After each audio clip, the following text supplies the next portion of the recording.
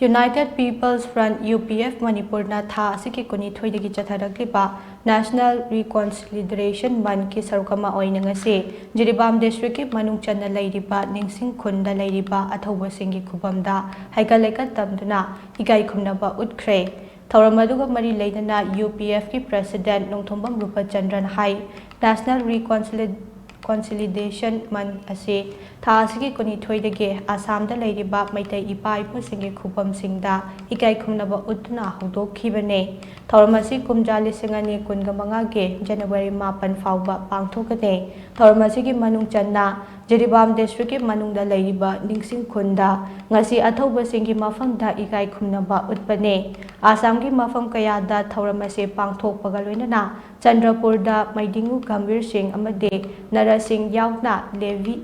Lanmi Singhi mitam hangdokpasu laikre ngasi lamdam asida kanglup kharana Manipur thuaina ba honaraklIba amade mamangda thokiba chahi 8 khuntakpa thodok adugumna hojik lamdam asida amuk thoknaba CHATHARAKLIBA thawong kaya ase thengnanaba gi pandamda thoramasi tungan ba mafam singda chatuna pangthokpane matam chana Manipur kannaba hona haudrabade Manipur mutkiba yana lei Manipur ki hojik oiriba phibam ase miyam punna khangminaba mathau tai haina mahakna makha takhe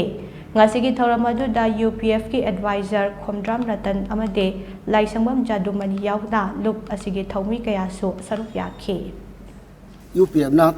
thabum ama chupna chathagadoriba tasin khomjinbagi puari ga mari leinaba program asi haukiba December ki tang 22 dagi haujaraga ngasi tang 15 hairiba numit asida jirigi Ningshing Khulgi ahalaman gi mitam asida koina Ekai Khumnaba utpa amadi tungi miron singbu Ningshing nanabagi damakta mapam asida koi asi yaure siga loinana UPF na akoi amuhanna kontak laroi haiba wafam ji thamjaraga akoi mafam sida halaga Manipur gi tongan ma mafam sida chalaga January gi tang 8 da akoi amuhanna kontak laroi haiba gi campaign ase akoi loisanjage haidana sinjari